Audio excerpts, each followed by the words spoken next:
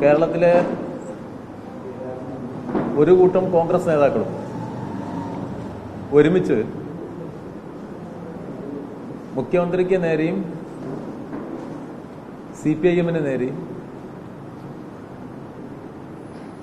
ആക്ഷേപങ്ങൾ ഇങ്ങനെ പറഞ്ഞുകൊണ്ടിരിക്കുകയാണ്.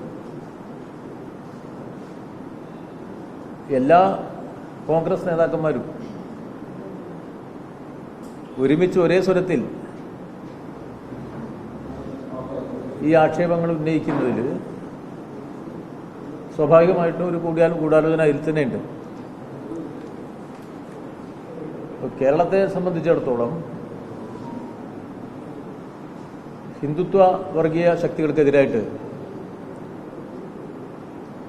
RSSനെതിരായിട്ട് അതിൻ്റെ വർഗീയ പ്രവർത്തന ശൈലിക്കെതിരായിട്ട് പതിറ്റാണ്ടുകളായിട്ട്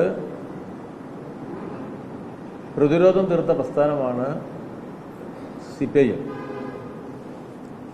ഈ കാലയളവിൽ ദീർഘകാലം പാർട്ടിയുടെ സംസ്ഥാന സെക്രട്ടറി സഖാവ് പിണറായി വിജയനായിരുന്നു. എല്ലാ രംഗത്തും RSS കെട്ടഴിച്ചു വിട്ട അക്രമോത്സുകതയെ കൃത്യമായി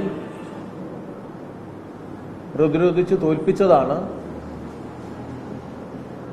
CPIM-ന്റെ ചരിത്രം. 200-ലധികം CPIM പ്രവർത്തകർ ആ പോരാട്ടത്തിൽ ജീവൻ നൽകിയിട്ടുണ്ട്. കേരളത്തിൻ്റെ രാഷ്ട്രീയ ഗതിയിൽ ഒരു സന്ദർഭത്തിലും RSSുമായി ഏതെങ്കിലും തരത്തിലുള്ള നീക്കുപോക്കുകൾക്ക് തയ്യാറാവാതിരുന്ന പാർട്ടിയാണ് CPIM. അതുകൊണ്ട് തന്നെ CPIM-ന്റെ മതനിരപേക്ഷ നിലപാടിനെ സംബന്ധിച്ച് കേരളത്തിൽ ആർക്കും അവിശ്വാസം ഉണ്ടാവില്ല. പക്ഷെ ഇവര് എല്ലാവരും ഒരേ സ്വരത്തിൽ RSSും CPIM-ഉം തമ്മിൽ എന്തോ ബന്ധമുണ്ടാക്കാൻ ശ്രമിച്ചു എന്ന് ആക്ഷേപിക്കുക. ഈ ആക്ഷേപിക്കുന്ന വിദ്വാൻമാർ സ്ഥിരമായിട്ട് RSSുമായിട്ട് വോട്ട് കച്ചവടം നടത്തിയവരാണ്. സ്ഥിരമായിട്ട് RSSുമായിട്ട് വോട്ട് കച്ചവടം നടത്താത്ത ഒരാൾ പോലും ഇന്നത്തെ കേരളത്തിലെ കോൺഗ്രസ് നേതൃത്വ നിരയിലില്ല. എല്ലാ നേതാക്കന്മാരും RSS ബാന്ധവം പുലർത്തിയിട്ടുള്ള പാർട്ടിയാണ് കേരളത്തിലെ കോൺഗ്രസ് പാർട്ടി. അതവർ മറക്കരുത്.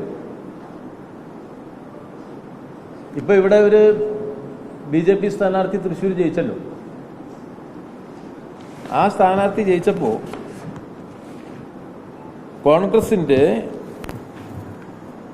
86,965 വോട്ട് കാണാനില്ല. കുറച്ച് വോട്ടല്ല,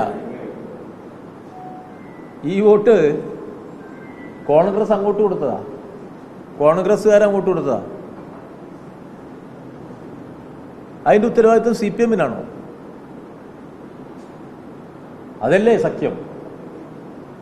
അതല്ലേ RSS ബാന്ധവം?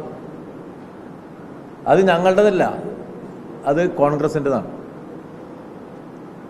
കഴിഞ്ഞ നിയമസഭാ തെരഞ്ഞെടുപ്പിൽ തൃശ്ശൂരിലെ കോൺഗ്രസ് സ്ഥാനാർത്ഥി പത്മജയായിരുന്നു.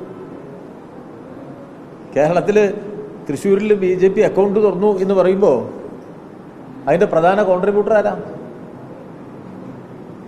ഈ തൃശ്ശൂർ അറിയുന്ന എല്ലാവർക്കും അറിയില്ലേ? ഇവിടുത്തെ കോൺഗ്രസ് സ്ഥാനാർത്ഥി, അവർക്ക് ചുറ്റുമല്ലേ കോൺഗ്രസ്.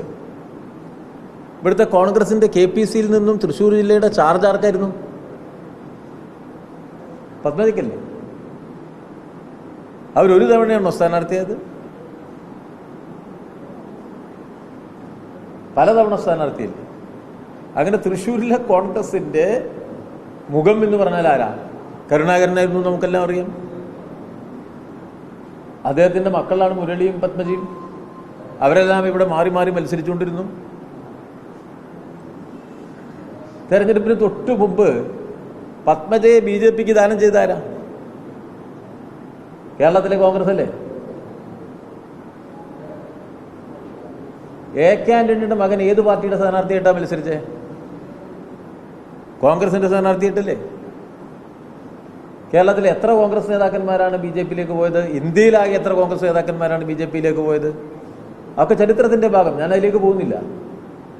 ഈ തെരഞ്ഞെടുപ്പിന് തൊട്ടു മുമ്പ് BJPക്ക് ഇവിടെ അനുകൂലമായ പശ്ചാത്തലം ഉണ്ടാക്കിയ രണ്ട് ഘടകങ്ങളിൽ, ഒന്ന് പത്മജ അങ്ങോട്ട് പോയിരിക്കുന്നു, രണ്ട് ഞാൻ ഈ പറഞ്ഞ വോട്ടും അപ്പുറത്തേക്ക് കൊടുത്തിരിക്കുന്നു.